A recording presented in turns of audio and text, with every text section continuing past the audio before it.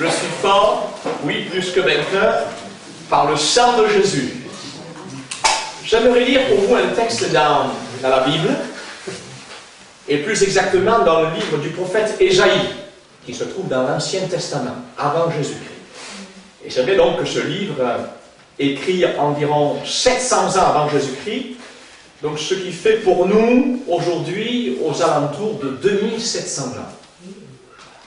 Mais vous remarquerez que ce que nous allons lire ici correspond très bien à ce que nous vivons aujourd'hui concernant les différents phénomènes qui s'abattent sur notre terre. Et il nous est dit ceci dans le livre d'Ésaïe, chapitre 24, verset 18. Les fondements de la terre sont ébranlés. La terre est déchirée. La terre se brise. La terre chancelle. La terre chancelle comme un homme ivre. Elle vacille comme une cabane. Son péché pèse sur elle.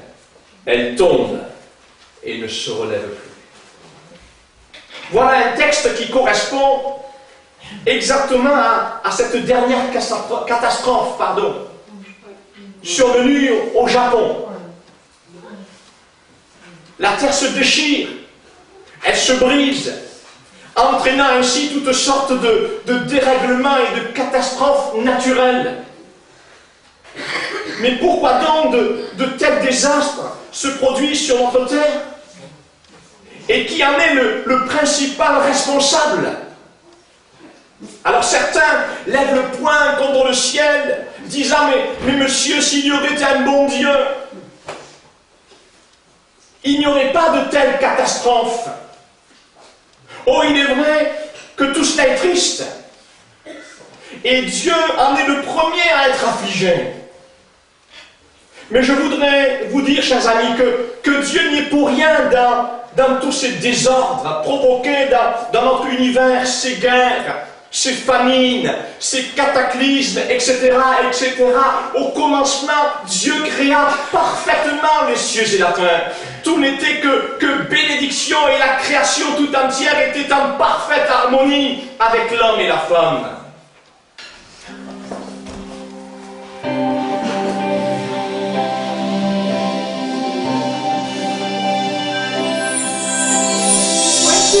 Ce jardin où tout était si bien, où tout était si pur, sous un beau ciel d'azur.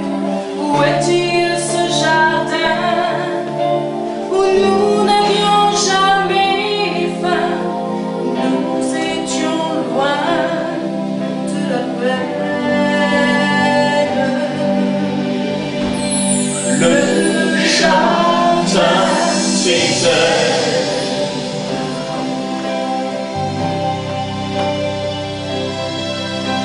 Où est-il ce jardin où tout était si bien, où tout était si pur, sous un beau ciel d'azur?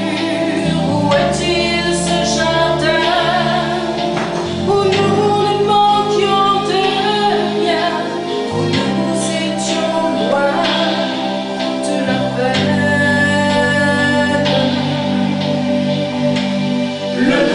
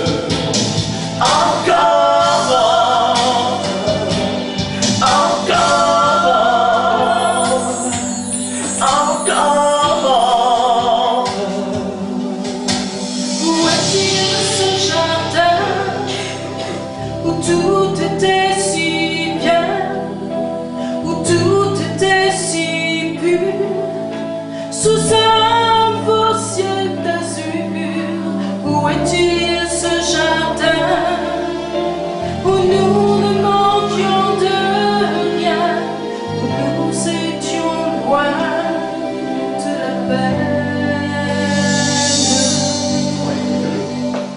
Le jardin d'Éden.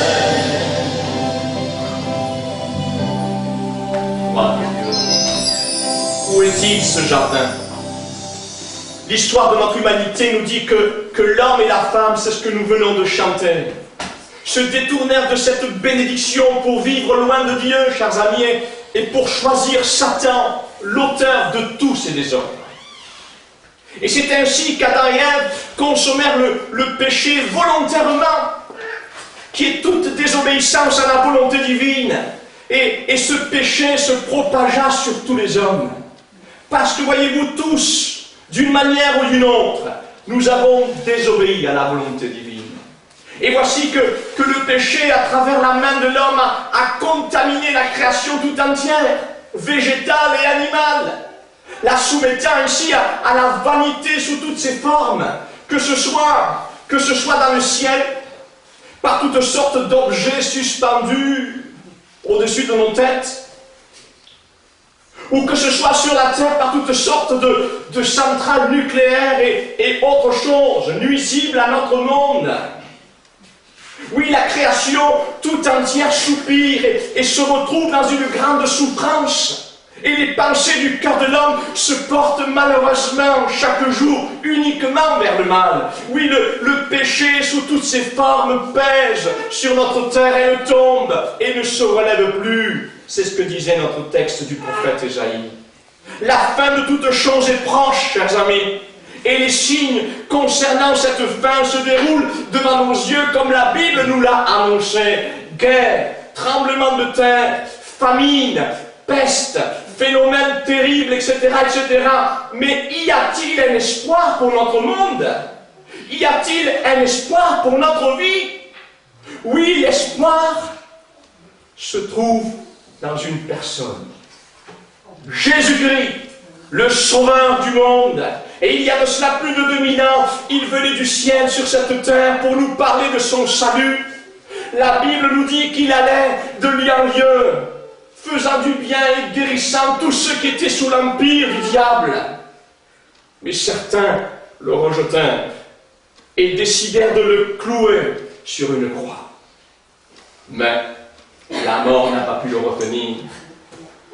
Dieu le ressuscita le 3e jour, chers amis, et nous aussi, nous sommes témoins de sa résurrection par les choses miraculeuses qu'il a faites dans notre vie. Joie, bonheur, guérison, salut. Et voilà le pourquoi nous prêchons la bonne nouvelle de l'évangile de Jésus-Christ. Et la Bible déclare que quiconque croit en lui reçoit par son nom le pardon des péchés et la vie éternelle.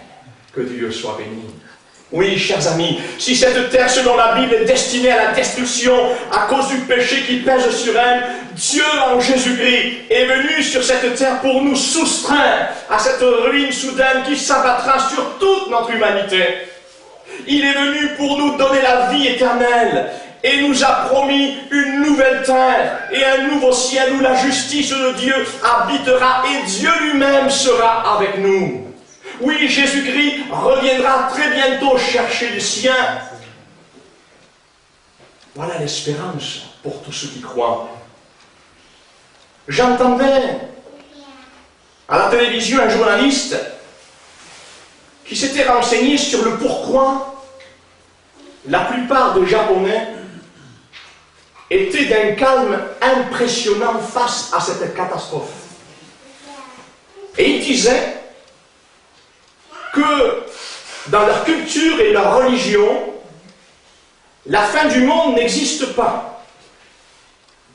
En effet, la religion bouddhiste exclut totalement l'existence du Dieu créateur. Pour moi, j'appelle cela un calme insouciant, inconscient. Oh, je ne le dis pas pour tous. Car je pense à tous ces enfants innocents qui sont entraînés dans une telle inconscience.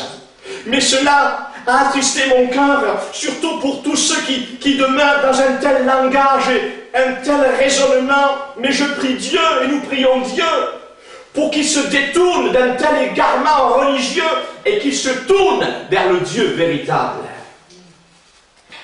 Je voudrais terminer par une question qui mérite d'être posée. Que faut-il que je fasse pour échapper à ce désastre mondial que Dieu a annoncé et prédit? Allez-vous rester indifférent à ce qui se passe autour de vous, avec un calme impressionnant, une inconscience impressionnante? Ou allez-vous faire comme ces hommes qui dirent à l'apôtre Pierre à l'écoute de l'évangile de Jésus-Christ: que ferons-nous? Que ferons-nous?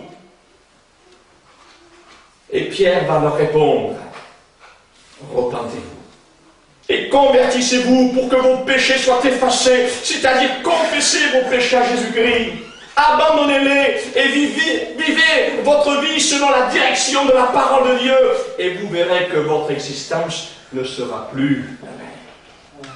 Que Dieu soit béni, que Dieu soit glorifié. Je vous invite à la prière quelques instants. Merci Seigneur pour ta parole, merci pour ta bonté, merci parce que ton amour est grand et tu désires que tous les hommes soient sauvés.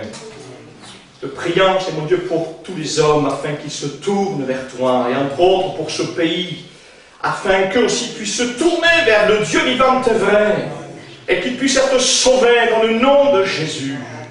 Seigneur, merci pour ta parole dans cet après-midi. Tu touches les cœurs par ton bon esprit. Que Dieu soit béni, que Dieu soit glorifié. Y aurait-il dans cet après-midi quelqu'un qui voudrait mettre à l'abri pour l'éternité sa vie, sa famille? Il vous suffit simplement de vous approcher de lui, et Dieu s'approchera de vous. Y aurait-il quelqu'un également dans cet après-midi qui voudrait lui aussi être témoin de la résurrection de Jésus-Christ, par un miracle de guérison qu'il obtiendrait de Jésus-Christ? Il vous suffit de l'invoquer. Gloire à Dieu. S'il en est ainsi pour vous, nous vous invitons à venir nous voir tout à l'heure après ce mot du jour, et nous prierons pour vous dans le nom de Jésus, afin que vous aussi, vous expérimentiez la puissance, la toute puissance de Jésus-Christ. Que Dieu soit béni. Voilà. Un bon colis, un bon café et un bon partage. Que Dieu vous bénisse.